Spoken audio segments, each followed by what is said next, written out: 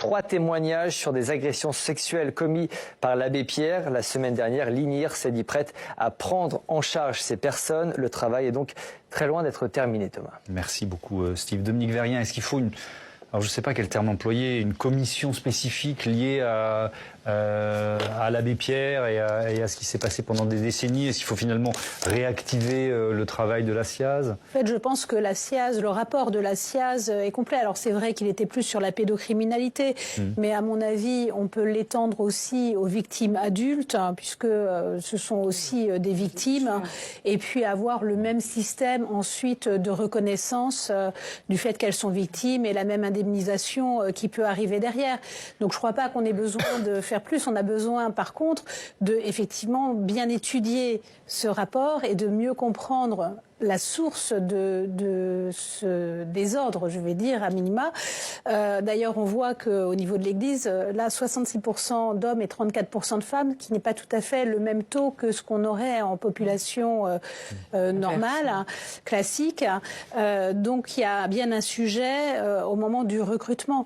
Et pour rebondir sur ce qu'on disait tout à l'heure, est-ce que c'est un repère ou pas de prédateurs? En fait, je crois qu'il y avait deux systèmes. À la fois, même en toute bonne foi, si on sentait qu'on avait une sexualité considérée comme déviante, le fait de devenir prêtre et de s'abstreindre à ne plus avoir du tout de sexualité, ça pouvait être perçu comme une façon de lutter contre ça. Et ce qui est peut-être le cas, parce que j'avais lu dans le rapport que c'est au bout de 10 ans en général que ça craquait, que le vernis craquait. Donc on voit bien que c'est pas si simple que ça. Et puis après, d'autres, ils sont peut-être allés juste pour pouvoir ne pas avoir à répondre quand on... Parce que vous savez, quand vous êtes célibataire au long cours, on vous pose toujours des questions. Si vous êtes curé, on vous les posera pas. C'est normal que vous soyez célibataire et du coup, vous pouvez avoir toute la sexualité que vous voulez à côté sans qu'on vous pose aucune question. Donc il peut aussi y avoir certains qui aient fait ce choix. Et ensuite, une église qui a peur du scandale et qui se prémunit de cela et qui du coup va faire taire tout risque de scandale et donc va plutôt faire taire les victimes, écarter les malfaisants, les curés malfaisants, les déplacer, un peu ce qu'a fait l'éducation nationale aussi en son temps d'ailleurs. Hein. Donc voilà, aujourd'hui, ça n'est plus acceptable et donc il faut faire un meilleur choix dans... Avec je reviens à l'abbé Pierre, qui était parfois menaçant. C'est aussi ce qu'on a appris ces derniers jours, Isabelle Steyer, sur des courriers qu'il a pu envoyer quand certains osaient signaler les abus ou les violences sexuelles. Il allait jusqu'à la menace. Oui. Ce qui est assez intéressant par rapport à notre thème sur le sentiment de pouvoir, d'impunité ou de protection qu'il avait. Bien sûr, mais c'est aussi une psychologie particulière parce que beaucoup d'agresseurs, et c'est bien le problème, n'agressent pas en étant violents. Enfin, on va dire, c'est une violence d'agresser évidemment, mais il n'y a pas de mots violents, il n'y a pas de gestes au-delà de l'agression. Évidemment, je comprends ce que vous voulez dire. Il n'y a pas de violence, on va dire, physique au-delà de l'acte sexuel. Alors, ce qui est souvent difficile pour les enfants de dire, parce qu'ils ne ressentent même pas la violence. Ils ne peuvent pas la dire, ils n'ont pas les mots. Mais je laisse cette ambiguïté-là, c'est que lui, il était violent en mots, en verbes, en actions.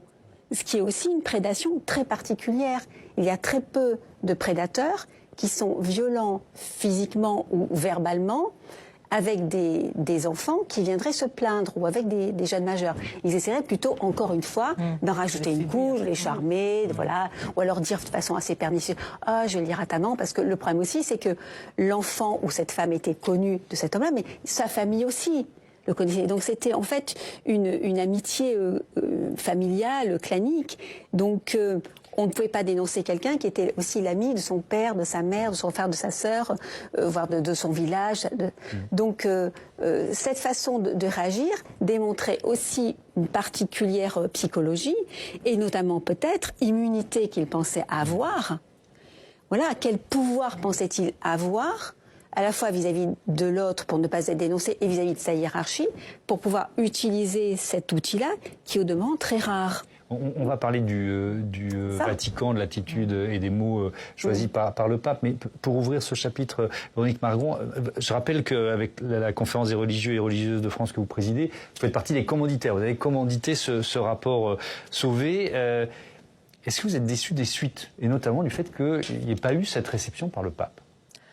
Vous savez, je crois pas, enfin, comment vous dire, la déception fait pas trop partie de mes sentiments parce que j'ai l'impression d'être tellement en deçà, enfin, on est tellement ailleurs, enfin, il y a un tel accablement, quand même, hein, un accablement d'entendre autant de récits de vies fracassées, quand même, de vies parfois détruites, empêchées, de voir des hommes vivants ou morts, malheureusement pour le plus grand nombre, qui jamais n'ont répondu et ne répondront de leurs actes, que la déception en quelque sorte est le moindre de mes soucis, si j'ose dire. Ce que je pense difficile là, c'est que le rapport de la SIAZ comme message aux victimes, le fait que le pape finalement n'ait pas reçu. Je pense que ça renvoie un message très douloureux, qui est que, en quelque sorte, reconnaître le caractère systémique, ce que redisait Jean-Marc Sauvé dans votre reportage, et reconnaître que ce caractère systémique a rendu possible un nombre inimaginable de victimes. Visiblement, ce pas-là, en tout cas l'Église qui est à Rome n'a pas pu le faire. Je pense que l'Église qui est en France l'a fait, sans doute contrainte et forcée par la réalité des faits, hein, tout simplement, mais visiblement celle qui est à Rome, non. Et ça, c'est très très douloureux pour les victimes, parce que les victimes, elles savent désormais qu'elles appartiennent à un peuple de vie sinon détruite, en tout cas bien abîmée. Et le fait que le Vatican ne reconnaisse pas cela, ne reconnaisse pas en quelque sorte qu'elles sont de ce peuple qui n'aurait pas dû exister, hein, de ce peuple créé de toutes pièces par les prédations, par les agressions. Ça, c'est une vraie, je pense que c'est surtout une vraie douleur et une vraie incompréhension. Ce travail est monumental. C'est sans doute un des meilleurs rapports au monde, celui de la commission Sauvé, demandé par les églises, voilà, si on regarde les autres églises en Europe, ou l'Australie, ou les États-Unis, c'est sans doute le meilleur, le plus complet. Donc voilà, à vrai dire, c'est profondément triste. Ouais. Mathieu, revenons à l'abbé Pierre, le Vatican était au courant de ces agissements. Oui, alors c'est le pape François qui l'a reconnu lui-même vendredi dernier lors d'un échange avec des journalistes, alors qu'il était de retour d'un voyage en Asie. Je vous propose de l'écouter. Je ne sais pas quand le Vatican l'a appris. Après sa mort, ils l'ont su, c'est certain. Mais avant cela, je ne sais pas. C'est quand même assez curieux. Vous noterez le degré d'imprécision volontaire, involontaire du Saint-Père. Je ne connais pas un chef d'État, un chef de collectif, un chef de communauté qui dit bon, peut-être bien que oui, peut-être bien que non. Quand ça s'est passé, je ne sais pas. Je trouve que c'est proprement ahurissant. D'autant que d'innombrables spécialistes, on l'a dit sur ce plateau, soulignent que les agissements de l'abbé Pierre ont démarré dans les années 50, que c'était au moins connu par 2 cardinaux, celui de Chicago, celui de New York, alors que l'abbé Pierre, on en a parlé aussi tout à l'heure, avait fait ce voyage, ce séjour aux États-Unis qui s'était très mal passé. Il y a des évêques français qui l'ont convaincu d'aller se faire hospitaliser à la fin des années 50, pour des raisons de santé, mais aussi pour des raisons psychiatriques. Bref, l'Église savait, donc le Vatican savait forcément. Oui, et le pape a condamné clairement les abus sexuels. Oui, alors l'abus, encore heureux, l'abus sexuel des enfants et des mineurs est un crime, a dit François, c'est une honte. Alors, on rappelle que la plus jeune victime de l'abbé Pierre avait 8 ans, vraisemblablement, au moment des faits. Le pape s'est par ailleurs félicité que la vérité éclate. On doit être clair sur ces faits, ne pas dissimuler, a dit le pape François. Le travail contre les abus est quelque chose que nous devons tous faire. Avant de lancer, je suis heureux quand ces cas sortent. Alors, une argumentation que j'ai envie de qualifier de jésuitique, si j'étais taquin, car plutôt que de se dire heureux que les cas sortent, on aurait aimé que le pape aide à les faire sortir. Or, sur ce point, le Vatican a quand même encore un très grand nombre d'efforts à faire. Les mentalités n'ont pas vraiment évolué. Alors, dans les discours, si, d'une certaine façon, avec ces condamnations ponctuelles, mais on en parlait tout à l'heure, qualifier l'abbé Pierre de terrible plécheur, c'est individualiser le problème. C'est évidemment refuser ce que vous souligniez tout à l'heure, c'est-à-dire le caractère systémique des abus sexuel qu'il peut y avoir dans l'Église. Il y a le fondateur du collectif La Parole Libérée qui rappelait avant-hier sur France Info qu'il avait envoyé une douzaine de lettres au courrier, enfin de courriers au souverain pontife, dont 2 lui avaient été remis en main propre et qu'il n'a jamais eu de réponse. La SIAZ, on en parlait, le travail remarquable de la commission Sauvé, il devait être reçu. Ils ne l'ont pas été. Alors ça pose quand même un souci. On parle du pape François, le chef d'État le plus à gauche de la planète, entre guillemets, qui a un discours d'ouverture d'ouverture, de fraternité, de générosité chrétienne avec les migrants, par exemple, et qui, sur ce pan-là, reste un coin aveugle du Vatican. C'est-à-dire, on sait que ça existe, on reconnaît les défauts de tel ou tel, mais on ne veut pas qualifier le caractère systémique, alors que ça touche l'Église de France, ça touche évidemment toutes les églises. Et j'en finis. La Conférence des évêques de France a annoncé ouvrir ses archives sur l'abbé Pierre dans un souci de transparence. On pourrait s'en féliciter, mais on pourrait aussi souhaiter peut-être qu'elle le fasse pour tous les cas d'abus sexuels et pas seulement ceux de l'abbé. Il nous reste une dizaine de minutes dans ce débat. On va se poser cette question. Faut-il débaptiser les rues, les bâtiments qui portent le nom de l'abbé Pierre? Le maire de Nice, Christian Estrosi, vient d'annoncer cette décision. Enfin, ça va passer en conseil municipal pour son centre d'hébergement d'urgence. Il y a d'autres élus qui sont dans cette démarche et on va entendre, recevoir tout de suite en duplex le maire de Thézan-les-Béziers. On est dans l'Hérault, évidemment, Alain Dureau. Bonsoir, monsieur le maire. Merci d'avoir attendu pour participer à notre débat. Vous allez donc débaptiser la rue Abbé Pierre, c'est ça? Oui, d'abord, bonsoir monsieur Hugues, bonsoir également à vos invités. Oui, nous allons débaptiser vraisemblablement, je dis vraisemblablement parce que je veux que ce soit pris dans le cadre d'un conseil municipal qui aura lieu jeudi, mais selon toute vraisemblance, il va y avoir quasiment l'unanimité des conseillers pour débaptiser cette rue. Alors pourquoi ? Il faut dire que ça avait été une décision unanime en novembre 2007 lorsqu'on avait baptisé cette rue Abbé Pierre. La personnalité de l'abbé Pierre ne souffrait d'aucune contestation. À ce moment-là, sa notoriété avait atteint son paroxysme et nous étions totalement satisfaits de pouvoir honorer sa mémoire. Aujourd'hui, nous sommes face à une situation totalement différente et inacceptable quand on prend en compte toutes les exactions que vous avez évoquées précédemment. Les plaintes s'accumulent. Dernièrement, le Vatican s'est aussi prononcé sur le fait qu'il savait. Donc je veux dire, on ne peut pas mettre en doute les témoignages de toutes ces personnes qui ont été victimes. Comment réagissent les habitants de votre ville ? Alors, les habitants de mon village, si vous voulez, vont réagir. Je n'ai pas tous vus. Ceux avec qui j'ai discuté, quand on évoque tous ces faits, tout le monde ne peut que se ranger sur cette décision qui est, disons, une décision de bon sens. Simple, on doit avoir en tant qu'élu une réflexion. J'imagine, on ne débaptise pas la rue. Et imaginons dans 20, 30, 40 ans, un gamin qui demande à sa maman ou à son papa qui c'était ce monsieur. Quelle va être la réponse de l'adulte? Il va pas pouvoir lui dire que c'était un monsieur de bien. Il va avoir en tête que le mal qu'il a fait. Je pense que c'est un exemple quand même qu'on ne peut éluder.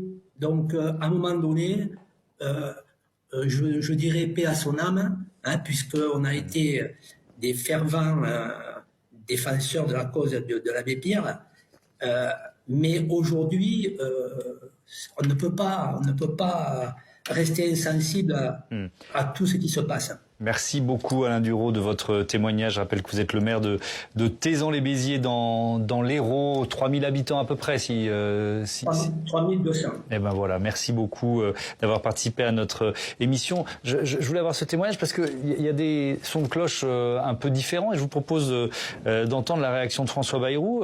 C'était le 8 septembre dernier au grand jury RTL Le Figaro Public Sénat quand on lui pose la question justement des monuments ou des rues Abbé Pierre. Que doit-on faire? Je ne connais rien du dossier, je ne sais pas si toutes ces allégations, sur quoi reposent ces allégations. Donc vous savez, l'abbé Pierre, il a été pour des dizaines de millions de Français le visage d'un idéal. Et je suis pas, moi, pour qu'on abatte les idéaux s'il n'y a pas de certitude et de certitude de faits gravissimes. Bon, moi, je suis assez choqué par cette déclaration de François Bayrou, parce qu'à ce moment-là, on sait déjà qu'il y a 24 personnes qui ont témoigné. Enfin bon, voilà. Mais on entend ça. C'est-à-dire, pourquoi s'attaquer à un mort? Pourquoi s'attaquer à un idéal? Dominique Vérien. Parce qu'en fait, c'est pas lui l'idéal. C'est l'action qui a été portée et qui a été portée finalement par la Fondation Emmaüs. C'est des hommes et des femmes qui se sont battus pour pouvoir donner des logements. Lui, il était un très bon communicant. Et il a donc été le porte-parole de ce mouvement. Mais c'est le mouvement qui a fait l'action. Et lui s'est servi de ce mouvement. C'est pire. Il était un escroc finalement. Parce qu'il s'est servi de ce mouvement pour pouvoir assouvir ses pulsions. Donc non, au contraire, gommons-le parce que effectivement, il était un escroc à sa propre cause. Est-ce que vous entendez des catholiques, mais pas que d'ailleurs, des gens vous dire, mais ça, faut pas s'attaquer à l'abbé Pierre, laissons-le tranquille, entre guillemets, vous voyez ce que je veux dire? Oui, enfin, en tout cas, des gens qui disent, mais enfin, il est mort. Il est mort, oui, mais les victimes, elles sont bien vivantes. Et quand les victimes sont elles-mêmes, bien malheureusement, elles aussi mortes, elles ont souvent des proches, des enfants, des proches, qui eux supplient, y compris silencieusement, qu'on fasse justice. Et la première manière de faire justice, c'est quand même d'essayer de faire toute la clarté possible sur autant de prédations, sur toutes ces abominations. Et donc pour moi, la première chose, débaptiser, il faut débaptiser tout ce qu'il faut débaptiser, mais il faut faire attention à pas effacer l'abbé Pierre, parce qu'effacer l'abbé Pierre, ce serait effacer les victimes. Donc il faut qu'en même temps, il y ait un vrai travail historique, socio-historique, pour comprendre au maximum ce qui s'est passé et qui doit toucher aussi sans doute à tel ou tel moment de l'histoire des autorités civiles, parce que on voit bien quand le cardinal Felletin écrit au ministre qu'il ne faut pas décorer l'abbé Pierre. Donc là, on est dans les années... à la fin des années 50. Fin des années 50. Donc, on voit bien là que sans doute, voilà, il y avait beaucoup de... Alors, je sais pas au courant de quoi... Ouais. Seul un travail d'investigation le dira, de quoi, parce que c'est facile de dire au courant aujourd'hui, mais de quoi exactement? Et à l'intérieur du mouvement Emmaüs aussi, d'ailleurs. Absolument. Donc, il faut faire ce travail pour faire justice aux victimes, pour faire justice à leurs proches, et au-delà, au mouvement Emmaüs lui-même, à tous ses donateurs, à tous les gens investis, aux compagnons qui vivent. Vraiment, enfin, pour moi, c'est une question éthique fondamentale. Encore une fois, il n'est pas question de faire le procès d'un mort, il est question de tenter de réparer comme on peut des vivants. C'est très, très, très différent. Bien sûr. Ça veut dire, Isabelle Steyer, qu'il peut y avoir là une procédure judiciaire, une instruction, éventuellement un procès pour non-dénonciation, pour... Alors, ce serait très intéressant d'avoir déjà des plaintes. Oui. Et vous savez, en droit français, il faut un auteur principal pour qu'il y ait par conséquent une non-assistance. Là, on n'a plus d'auteur principal. Mais les revirements de jurisprudence, notamment sur les délais de prescription, ont toujours été faits par la Cour de cassation qui a amené le législateur à changer sa loi. On pourrait imaginer, je rêve, hein, mais on pourrait imaginer que des victimes de non-dénonciation de crime ou de non-assistance viennent toutes déposer plainte. Et puis, que ferait le parquet? Est-ce qu'il ouvrirait une enquête, puis une instruction? S'il n'y a pas d'instruction, on pourrait se constituer partie civile. Si on a un non-lieu, on fait un appel, un pourvoi en cassation, on va jusque dans la Cour européenne s'il le faut, mais la Cour de cassation pourrait nous dire, désormais, que finalement, on peut poursuivre si l'auteur principal est mort. Pourquoi pas? Ça supposerait la principale modification de la loi, pardon de vous interrompre.